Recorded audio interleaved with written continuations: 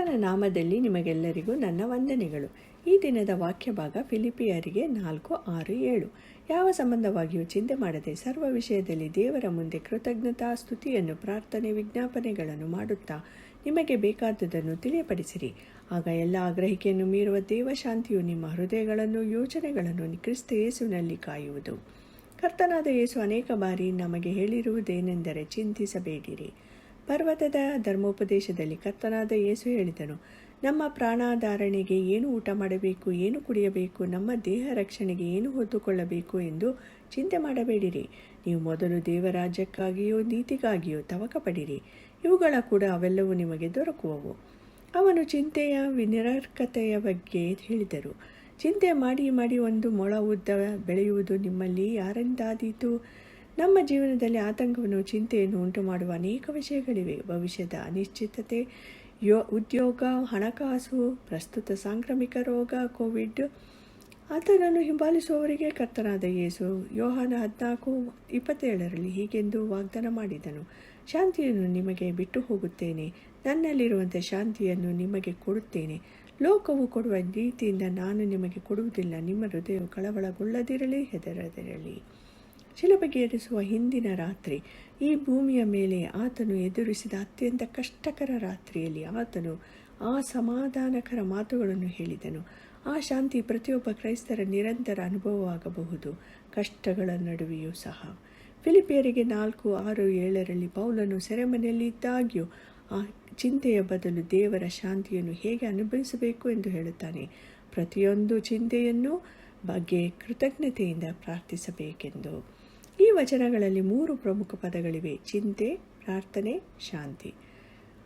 ಚಿಂತೆಗೊಳಗಾಗುವುದು ತೆಗೆದುಹಾಕಿಬಿಡಲು ಹೇಳಲಾದ ಸಮಸ್ಯೆಯಾಗಿದೆ. ಪ್ರಾರ್ಥನೆಯು ನಮಗೆ ಅಭ್ಯಾಸ ಮಾಡಲು ಹೇಳಲಾದ ಕಾರ್ಯವಿಧಾನವಾಗಿದೆ. ಶಾಂತಿಯು ನಮಗೆ ದೇವರಿಂದ ವಾಗ್ದಾನ ಮಾಡಲ್ಪಟ್ಟ ಫಲಿತಾಂಶವಾಗಿದೆ. ಯಾವ ಸಂಬಂಧವಾಗಿಯೂ ಚಿಂತೆ ಮಾಡದೆ. ಚಿಂತೆಯು ನಂಬಿಕೆಯ ಕೊರತೆಯಿಂದ ನಮ್ಮ ಹೃದಯವು ದೇವರ ರಾಜ್ಯದ ಬದಲು ಈ ಪ್ರಪಂಚದ ವಿಷಯಗಳ ಮೇಲೆ ತಪ್ಪಾಗಿ ಕೇಂದ್ರೀಕರಿಸಿದೆ ಎಂದು ಪರ್ವತದ ಧರ್ಮೋಪದೇಶದಲ್ಲಿ ಯೇಸು ಸ್ಪಷ್ಟಪಡಿಸಿದ್ದಾನೆ.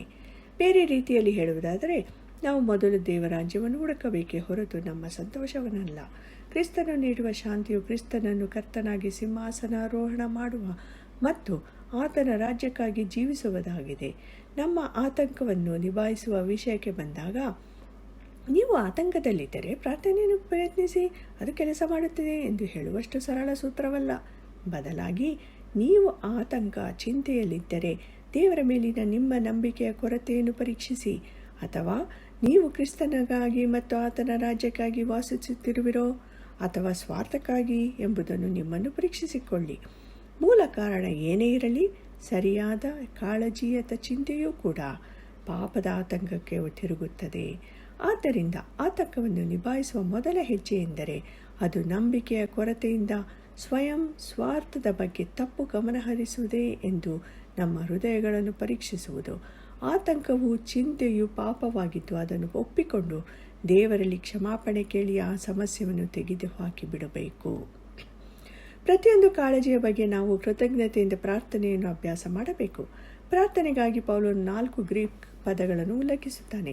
ಪ್ರತ್ಯೇಕಿಸಲು ಸಹಾಯ ಮಾಡುತ್ತದೆ: ಪ್ರಾರ್ಥನೆ, ವಿಜ್ಞಾಪನೆ, ಕೃತಜ್ಞತೆ ಮತ್ತು ವಿನಂತಿಗಳು. ಪ್ರಾರ್ಥನೆ, ಇದರ ಅರ್ಥ ನಾವು ಯಾವಾಗಲೂ ನಮ್ಮ ಹೃದಯಗಳನ್ನು ಪರೀಕ್ಷಿಸಬೇಕು ಮತ್ತು ನಾವು ಪ್ರಾರ್ಥನೆಯಲ್ಲಿ ದೇವರ ಬಳಿಗೆ ಬಂದಾಗ ಎಲ್ಲ ಪಾಪಗಳನ್ನು ಒಪ್ಪಿಕೊಳ್ಳಬೇಕು ಮತ್ತು ತ್ಯಜಿಸಬೇಕು. ಕೀರ್ತನೆಗಳು 66:18 ನಾನು ಕೆಟ್ಟತನದ ಮೇಲೆ ಮನಸ್ಸಿಟ್ಟಿದ್ದರೆ ಸ್ವಾಮಿಯು ನನ್ನ ವಿಜ್ಞಾಪನೆಯನ್ನು ಕೇಳುತ್ತಿದ್ದಿಲ್ಲ, ಆದರೆ ನಮಗೆ ಆಶ್ವಾಸನೆಯೂ ಇದೆ. ನಮ್ಮ ಪಾಪಗಳನ್ನು ಒಪ್ಪಿಕೊಂಡು ಅರಿಕೆ ಮಾಡಿದರೆ ಆತನು ನಂಬಿಗಸ್ತನೂ ನೀತಿವಂತನೂ ಆಗಿರುವುದರಿಂದ ನಮ್ಮ ಪಾಪಗಳನ್ನು ಕ್ಷಮಿಸಿಬಿಟ್ಟು ಸಕಲ ಅನೀತಿಯನ್ನು ಪರಿಹರಿಸಿ ನಮ್ಮನ್ನು ಶುದ್ಧ ಮಾಡುವನು. ಯೇಸುವಿನ ರಕ್ತವು ಸಕಲ ಪಾಪವನ್ನು ನಿವಾರಣೆ ಮಾಡಿ ನಮ್ಮನ್ನು ಶುದ್ಧಿ ಮಾಡುತ್ತದೆ. 1 ಯೋಹಾನನು 1:7-9. ನಂಬಿಕೆಯು ನೇರವಾಗಿ ಪ್ರಾರ್ಥನೆಯಲ್ಲಿ ದೇವರ ಬಳಿಗೆ ಬರುವುದು. ಕ್ರಿಸ್ತನು ನಮ್ಮ ಮಧ್ಯವರ್ತಿ, ನಮ್ಮ ಮಹಾಯಾಜಕನು.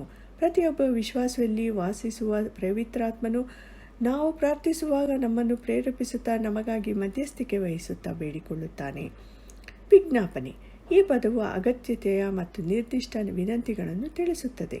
ಪ್ರಾರ್ಥನೆಯು ಕೇವಲ ತಾತ್ಕಾಲಿಕ ಪ್ರಯೋಜನಗಳಿಗಾಗಿ ಮಾತ್ರವಲ್ಲ, ಅದು ನಮ್ಮನ್ನು ದೇವರ ಮೇಲೆ ಅವಲಂಬಿತವಾಗಿರಿಸುತ್ತದೆ. ಇದರಿಂದಾಗಿ ನಾವು ಆತನನ್ನು ಪ್ರೀತಿಸುವುದು, ಸೇವೆ ಮಾಡುವುದು, ಪ್ರತಿಯೊಂದು ಅಗತ್ಯಕ್ಕೂ ಆತನ ಬಳಿಗೆ ನಾವು ಹೋಗುತ್ತೇವೆ. ಅದು ನಮ್ಮ ಆಸೆಗಳನ್ನು ಶುದ್ಧೀಕರಿಸುತ್ತದೆ, ಏಕೆಂದರೆ ನಾವು ಅವುಗಳನ್ನು ದೇವರ ಬಳಿಗೆ ತರುತ್ತೇವೆ. ಆತನು ಕೊಡುವುದನ್ನು ಕೃತಜ್ಞತೆಯಿಂದ ಸ್ವೀಕರಿಸಲು ಅದು ನಮ್ಮನ್ನು ಸಿದ್ಧಪಡಿಸುತ್ತದೆ. ಅದು ಆತನ ಕೈಯಿಂದ ಬರುತ್ತದೆ ಎಂದು ನೆನಪಿಸುತ್ತದೆ. ಆತನು ಕೊಟ್ಟಿದ್ದರಲ್ಲಿ ನಾವು ಸಂತೋಷ ಪಡುತ್ತಿದ್ದಂತೆ ಆತನ ದಯೆಯನ್ನು ಧ್ಯಾನಿಸಲು ಇದು ನಮಗೆ ಸಹಾಯ ಮಾಡುತ್ತದೆ. ಇದು ನಮ್ಮ ಸ್ವಂತ ದೌರ್ಬಲ್ಯ ಮತ್ತು ನಮ್ಮ ಅಗತ್ಯಗಳನ್ನು ಪೂರೈಸುವಲ್ಲಿ ದೈವಾನುಗ್ರಹ ಮತ್ತು ದೇವರ ನಿಷ್ಠೆಯನ್ನು ದೃಢೀಕರಿಸುತ್ತದೆ. ಇದರರ್ಥ ನಮ್ಮ ಮನವಿಗಳು ದೇವರ ಚಿತ್ತ ಮತ್ತು ಉದ್ದೇಶಕ್ಕೆ ಅನುಗುಣವಾಗಿರಬೇಕು. ಮತ್ತಾಯ 6:9-13 ನಮ್ಮ ಪ್ರಾರ್ಥನೆಯ ಮೊದಲ ಗಮನವು ದೇವರ ರಾಜ್ಯ ಮತ್ತು ನೀತಿಯ ಮೇಲೆ ಇರಬೇಕೆಂದು ನಾವು ಕಲಿಯುತ್ತೇವೆ, ನಂತರ ನಮ್ಮ ವೈಯಕ್ತಿಕ ಅಗತ್ಯಗಳ ಮೇಲೆ. ಕೃತಜ್ಞತಾ ಸ್ತುತಿ. ನೀವು ಆತಂಕಕ್ಕೊಳಗಾದಾಗ, ಚಿಂತೆಯಲ್ಲಿದ್ದಾಗ, ಬಹುಶಃ ನೀವು ಆತಂಕಕ್ಕೆ ಕಾರಣವಾಗುವ ಪರಿಸ್ಥಿತಿಯಲ್ಲಿದ್ದೀರಿ. ಅಂತಹ ಸಮಯದಲ್ಲಿ ಕೃತಜ್ಞತೆಯು ಸ್ವಯಂಚಾಲಿತ ಅಥವಾ ಸ್ವಯಂ ಪ್ರೇರಿತವಲ್ಲ. ನೀವು ಅದನ್ನು ನಂಬಿಕೆಯಿಂದ ಉದ್ದೇಶಪೂರ್ವಕವಾಗಿ ಕೃತಜ್ಞತಾ ಸ್ತುತಿಯನ್ನು ಮಾಡಬೇಕು. ಕಷ್ಟ ಸಮಯದಲ್ಲಿ ಕೃತಜ್ಞತಾ ಸ್ತುತಿ 3 ವಿಷಯಗಳನ್ನು ಪ್ರತಿಬಿಂಬಿಸುತ್ತದೆ. ದೇವರ ಪೂರೈಕೆಯ ನೆನಪು. ಈ ತನಕ ಆತನ ನಿಷ್ಠೆಯ ಬಗ್ಗೆ ನೀವು ಮತ್ತೆ ಯೋಚಿಸುತ್ತೀರಿ ಮತ್ತು ಆತನ ಕರುಣೆಯ ನಿಮ್ಮನ್ನು ಉಳಿಸಿಕೊಂಡಿದೆ ಎಂದು ತಿಳಿದುಕೊಳ್ಳುತ್ತೀರಿ. ಪ್ರತಿ ಕಷ್ಟದಲ್ಲೂ ಆತನು ನಿಮ್ಮೊಂದಿಗೆ ಇದ್ದರೂ ಆತನು ಎಂದಿಗೂ ತನ್ನ ಮಕ್ಕಳನ್ನು ತೊರೆಯುವುದಿಲ್ಲ, ಕೈಬಿಡುವುದಿಲ್ಲ. 2ನೇದು, ಪ್ರಸ್ತುತವನ್ನು ದೇವರ ಸಾರ್ವಭೌಮತ್ವಕ್ಕೆ ಸಲ್ಲಿಸುವುದು. ಬಿಕ್ಕಟ್ಟು ಅಥವಾ ಕಷ್ಟದ ಮಧ್ಯೆ ದೇವರಿಗೆ ಧನ್ಯವಾದ ಹೇಳುವುದು. ಸ್ವಾಮಿ, ನನಗೆ ಅರ್ಥವಾಗುತ್ತಿಲ್ಲ, ಆದರೆ ಈ ಪರಿಸ್ಥಿತಿಯನ್ನು ನಾನು ನಿಮ್ಮ ಸಾರ್ವಭೌಮ ಉದ್ದೇಶಕ್ಕೆ ಒಪ್ಪಿಸುತ್ತೇನೆ. ನೀವು ಏನು ಮಾಡುತ್ತಿದ್ದೀರಿ ಎಂಬುದು ನಿಮಗೆ ತಿಳಿದಿದೆ ಮತ್ತು ಎಲ್ಲವೂ ಒಳ್ಳೆಯದಕ್ಕಾಗಿ ಒಟ್ಟಾಗಿ ಕೆಲಸ ಮಾಡುತ್ತದೆ ಎಂದು ನಾನು ನಂಬುತ್ತೇನೆ. ಸಂತೋಷದಲ್ಲಿದ್ದಾಗ ಮಾತ್ರ ನಾವು ದೇವರಿಗೆ ಧನ್ಯವಾದ ಹೇಳುವುದು ಸರಿಯಲ್ಲ. 1 ಥೆಸಲೋನಿಕದವರಿಗೆ 5:18 ಹೇಳಿದ ಹಾಗೆ ಎಲ್ಲದರಲ್ಲಿಯೂ ಕೃತಜ್ಞತಾ ಸ್ತುತಿ ಮಾಡಿರಿ. ಇದೇ ನಿಮ್ಮ ವಿಷಯವಾಗಿ ಕ್ರಿಸ್ತ ಯೇಸುವಿನಲ್ಲಿ ತೋರಿ ಬಂದ ದೇವರ ಚಿತ್ತ. 3ನೇದು, ಭವಿಷ್ಯಕ್ಕಾಗಿ ದೇವರನ್ನು ನಂಬಿರಿ. ಕೃತಜ್ಞತರಾಗಿರುವ ಹೃದಯವು ಸರ್ವಶಕ್ತ ದೇವರ ಮೇಲೆ ಇರುತ್ತದೆ. ಆತನು ಅದನ್ನು ಹೇಗೆ ಮಾಡಲಿದ್ದಾನೆಂದು ನಾವು ನೋಡದಿದ್ದರೂ ಸಹ ನಾವು ನಮ್ಮ ಚಿಂತೆಯನ್ನೆಲ್ಲ ಆತನ ಮೇಲೆ ಹಾಕಿದಾಗ ಆತನು ನಮ್ಮ ಪ್ರತಿಯೊಂದು ಅಗತ್ಯವನ್ನು ಪೂರೈಸುತ್ತಾನೆ. ವಿನಂತಿಗಳು. ಈ ಪದವು ವಿಜ್ಞಾಪನೆಯ ಹಾಗೆಯೇ ಕರ್ತನಿಗೆ ನಮ್ಮ ಮನವಿಗಳ ನಿರ್ದಿಷ್ಟ ನಿಖರ ಸ್ವರೂಪವನ್ನು ಒತ್ತಿ ಹೇಳುತ್ತದೆ. ಮತ್ತಾಯ 7:7 ಬೇಡಿಕೊಳ್ಳಿರಿ, ನಿಮಗೆ ದೊರೆಯುವುದು, ಹುಡುಕಿರಿ, ನಿಮಗೆ ಸಿಕ್ಕುವುದು, ತಟ್ಟಿರಿ, ನಿಮಗೆ ತೆರೆಯುವುದು. ತಂದೆಯನ್ನು ಕೇಳಿ ಮತ್ತು ಅದು ನಿಮ್ಮ ಒಳಿತಿಗಾಗಿ ಇದ್ದರೆ ಅವನು ಅದನ್ನು ಕೊಡುತ್ತಾನೆ. ನೀವು ಆತಂಕಕ್ಕೊಳಗಾದಾಗೆಲ್ಲ ವಿನಮ್ರವಾಗಿ, ನಿರ್ದಿಷ್ಟವಾಗಿ, ಕೃತಜ್ಞತೆಯಿಂದ ಪ್ರಾರ್ಥನೆಯಲ್ಲಿ ದೇವರ ಬಳಿಗೆ ಬನ್ನಿ. ಅದರ ಫಲಿತಾಂಶ ನಾವು ಪ್ರಾರ್ಥಿಸುವಾಗ ದೇವರ ಹೋಲಿಸಲಾಗದ ಶಾಂತಿ ನಮ್ಮ ಭರವಸೆಯಾಗುತ್ತದೆ. ಆಗ ಎಲ್ಲ ಗ್ರಹಿಕೆಯನ್ನು ಮೀರುವ ದೇವಶಾಂತಿಯು ನಿಮ್ಮ ಹೃದಯಗಳನ್ನು, ಯೋಚನೆಗಳನ್ನು ಕ್ರಿಸ್ತ ಯೇಸುವಿನಲ್ಲಿ ಕಾಯುವುದು. ಪೌಲನು ಮಾತನಾಡುತ್ತಿರುವುದು ದೇವರಿಂದ ಬರುವ ಶಾಂತಿಯು ಎಂದಿಗೂ ಚಿಂತೆಗೆ ಒಳಗಾಗುವುದಿಲ್ಲ, ಏಕೆಂದರೆ ಅದು ಸಾರ್ವಭೌಮ ಸರ್ವಶಕ್ತ ಸೃಷ್ಟಿಕರ್ತ. ಆತನು ಯೇಸು ವಾಗ್ದಾನ ಮಾಡಿದ ಶಾಂತಿ ಇದು. ಲೋಕವು ಕೊಡುವಂತೆ ಅಲ್ಲ, ಇದು ಮಾನವರಾಗಿ ವಿವರಿಸಲಾಗುವುದಿಲ್ಲ. ಆದರೆ ದೇವರನ್ನು ಸ್ತುತಿಸಿರಿ ಮತ್ತು ದೇವರ ಪ್ರತಿಯೊಬ್ಬ ವಿಶ್ವಾಸಿಯು ಅದು ದೇವರಿಂದ ಮಾತ್ರ ಬರುತ್ತದೆ ಎಂದು ತಿಳಿದಿದ್ದಾನೆ. ಈ ಶಾಂತಿ ಕ್ರಿಸ್ತ ಯೇಸುವಿನಲ್ಲಿ ನಮ್ಮ ಆಂತರಿಕ ವ್ಯಕ್ತಿ, ನಮ್ಮ ಹೃದಯಗಳು ಮತ್ತು ಮನಸ್ಸುಗಳ ಮೇಲೆ ಕಾವಲು ಕಾಯುತ್ತಿವೆ ಎಂಬುದನ್ನು ಗಮನಿಸಿ. ಪೌಲನು ದೇವರೊಂದಿಗೆ ನಡೆಯುತ್ತಿರುವ ಆಳವಾದ ನಿಕಟ ಸಂಬಂಧದ ಬಗ್ಗೆ ಮಾತನಾಡುತ್ತಿದ್ದಾನೆ. ಆಗ ನಿಮ್ಮ ಎಲ್ಲ ಆಲೋಚನೆಗಳು, ಮಾತುಗಳು ಮತ್ತು ಕಾರ್ಯಗಳಿಂದ ಆತನನ್ನು ಮೆಚ್ಚಿಸಲು ನೀವು ಬಯಸುತ್ತೀರಿ. ಕಷ್ಟದ ಸಮಯದಲ್ಲಿ ನೀವು ಶಾಂತಿಯನ್ನು ನೀಡುವ ದೇವರ ಹತ್ತಿರ ಬರುತ್ತೀರಿ. ಕ್ರಿಸ್ತ ಯೇಸುವಿನಲ್ಲಿ ನೀವು ಆತನ ಅನುಗ್ರಹವನ್ನು ಬಯಸುತ್ತೀರಿ. ನಿಮ್ಮ ಹೃದಯವನ್ನು ಆತನಿಗೆ ತೆರೆಯುತ್ತೀರಿ ಮತ್ತು ಇದರ ಫಲಿತಾಂಶವೆಂದರೆ ಆತನ ಶಾಂತಿ ನಿಮ್ಮ ಹೃದಯ ಮತ್ತು ಮನಸ್ಸಿನ ಮೇಲೆ ಕಾವಲು ಕಾಯುತ್ತದೆ. ನಾವು ಕ್ರಿಸ್ತನಿಗಾಗಿ ಇತರರಿಗೆ ಸಾಕ್ಷಿಯಾಗಲು ಎಷ್ಟು ಅದ್ಭುತ ಅವಕಾಶಗಳಿವೆ. ಭವಿಷ್ಯದಲ್ಲಿ ಏನಾಗಬಹುದು ಎಂಬುದರ ಕುರಿತು ವದಂತಿಗಳು ಮುಂದುವರಿಯುತ್ತಿದ್ದರೂ ಈ ಸಮಯದಲ್ಲಿ ನೀವು ಯಾವುದೇ ಭಯ ಅಥವಾ ಆತಂಕವನ್ನು ತೋರಿಸದ ಕಾರಣ ಜನರು ನಿಮ್ಮನ್ನು ಪ್ರಶ್ನೆಗಳನ್ನು ಕೇಳಲು ಪ್ರಾರಂಭಿಸುತ್ತಾರೆ. ನಿಮ್ಮ ಶಾಂತಿಗೆ ಕಾರಣವನ್ನು ಅವರೊಂದಿಗೆ ಹಂಚಿಕೊಳ್ಳಲು ಎಷ್ಟು ಉತ್ತಮ ಸಮಯ. ನಮ್ಮ ಜೀವನವು ಕರ್ತನ ಕೈಯಲ್ಲಿದೆ ಮತ್ತು ಆತನು ನನ್ನನ್ನು ಎತ್ತಿ ಹಿಡಿಯುವಷ್ಟು ದೊಡ್ಡವನು ಎಂದು ನಾವು ಸಾಕ್ಷಿ ಹೇಳಬಹುದು. ಪ್ರಾರ್ಥನೆಯು ಕ್ರಿಸ್ತನಲ್ಲಿ ನಂಬಿಕೆಯ ಮೂಲಕ ಕೃಪೆಯಿಂದ ರಕ್ಷಿಸಲ್ಪಟ್ಟ ಜನರ ಹಕ್ಕಾಗಿದೆ. ಯಾವುದರ ಬಗ್ಗೆಯೂ ಚಿಂತಿಸಬೇಡಿರಿ. ಬದಲಿಗೆ ಆತ್ಮವಿಶ್ವಾಸದಿಂದ ಪ್ರಾರ್ಥನೆ ಮಾಡುವುದು, ಜೀವನದಲ್ಲಿ ಎಲ್ಲವನ್ನೂ ಕರ್ತನ ಬಳಿಗೆ ಪ್ರಾರ್ಥನೆಯಲ್ಲಿ ತರುವುದು. ಚಿಂತೆಯು ದೇವರ ಮೇಲಿನ ನಮ್ಮ ವಿಶ್ವಾಸದ ಕೊರತೆ ಮತ್ತು ಆತನ ವಾಕ್ಯದಲ್ಲಿ ನಮ್ಮ ನಂಬಿಕೆಯ ಕೊರತೆಯನ್ನು ತೋರಿಸುತ್ತದೆ. ನಮ್ಮ ದೈನಂದಿನ ಸಮಸ್ಯೆಗಳು ಮತ್ತು ಜೀವನದ ಅನಿಶ್ಚಿತತೆಗಳಲ್ಲಿ ನಾವು ದೇವರ ಸಾರ್ವಭೌಮ ಕೈಯನ್ನು ಹೆಚ್ಚು ಗುರುತಿಸಿದಾಗ ನಮ್ಮ ಆತಂಕದ ಆಲೋಚನೆಗಳು ಕರಗುತ್ತವೆ. ನಾವು ನಮ್ಮೆಲ್ಲ ಕಾಳಜಿ ಮತ್ತು ಕಳವಳವನ್ನು ಕರ್ತನಾದ ಯೇಸುವಿನ ಮೇಲೆ ಹಾಕುತ್ತಿದ್ದಂತೆ ಆತನು ನಮ್ಮನ್ನು ನೋಡಿಕೊಳ್ಳುತ್ತಾನೆ.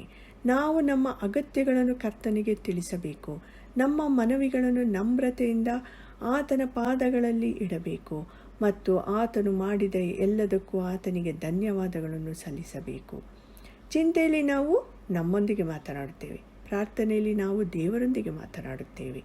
ನಾವು ಚಿಂತೆ ಮಾಡುವಾಗ ನಾವು ಜೀವನದ ಸಂದರ್ಭಗಳ ಮೇಲೆ ಕೇಂದ್ರೀಕರಿಸುತ್ತೇವೆ, ಆದರೆ ಪ್ರಾರ್ಥನೆಯಲ್ಲಿ ನಾವು ನಮ್ಮ ಸ್ವರ್ಗೀಯ ತಂದೆಯ ಮೇಲೆ ಕೇಂದ್ರೀಕರಿಸುತ್ತೇವೆ. ಚಿಂತೆ ಸ್ವಕೇಂದ್ರಿತ ಮತ್ತು ಸ್ವಾರ್ಥಿ ಮತ್ತು ಅಪನಂಬಿಕೆಯ ಪಾಪದಲ್ಲಿ ಬೇರೂರಿದೆ, ಆದರೆ ಪ್ರಾರ್ಥನೆಯು ದೇವರ ಮೇಲೆ ಕೇಂದ್ರೀಕೃತವಾಗಿದೆ ಮತ್ತು ಅವನಿಗೆ ಸಂತೋಷವನ್ನು ಉಂಟು ಮಾಡುತ್ತದೆ.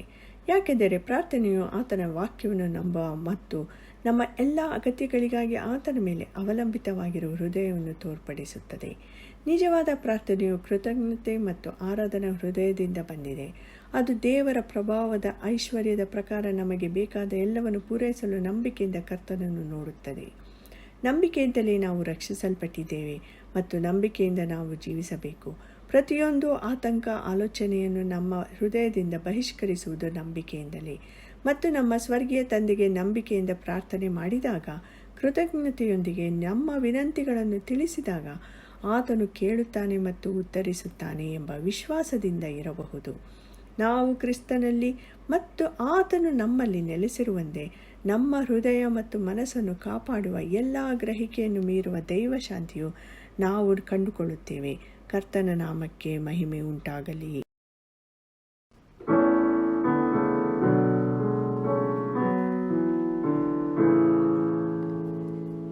Is there a heart overcome by sorrow? Is there a life weighed down by care? Come to the cross, each burden bearing, all your anxiety leave it there.